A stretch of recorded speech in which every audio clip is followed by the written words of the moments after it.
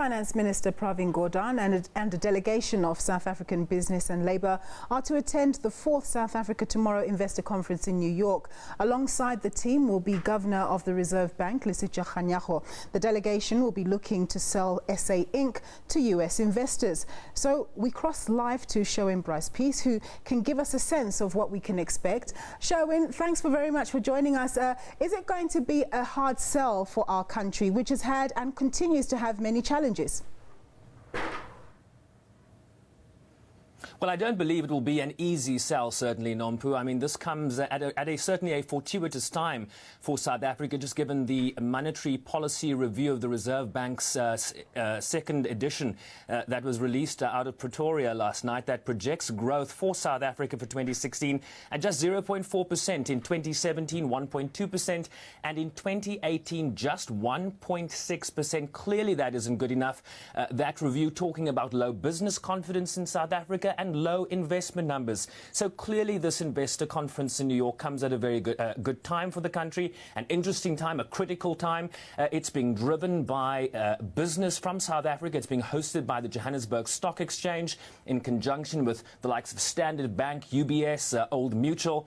But I tell you what, the general in that room today and tomorrow will be the Finance Minister Pravin Gordhan, as you said, flanked by his lieutenants, the Reserve Bank Governor, and indeed his Deputy Finance Minister, SABC Jonas, we understand, is also accompanied on this trip.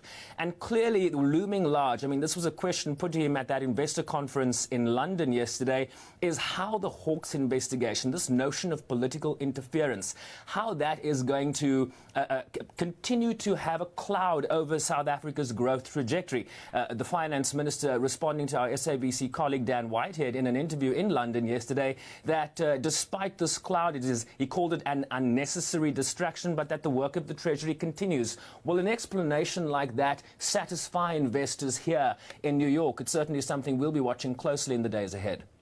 So now tell me, Sherwin, when you speak to US investors, I'm sure you've had a chance to talk to some of them, what is their perception of South Africa? Are they keen to invest but they're wary because of these issues around hawks and so on?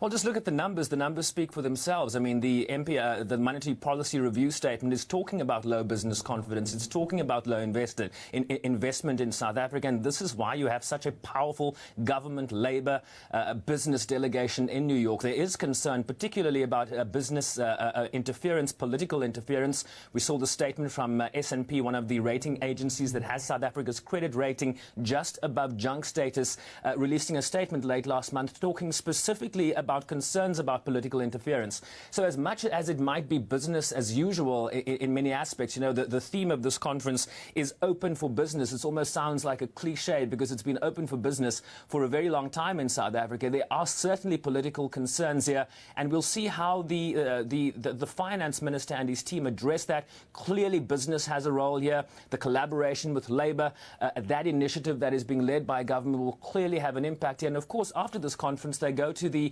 fall conference, the autumn conference, forgive me, of the International Monetary Fund and the World Bank in Washington. So lots of different tentacles at play here, if we can liken Minister Pravin Gordhan to an octopus.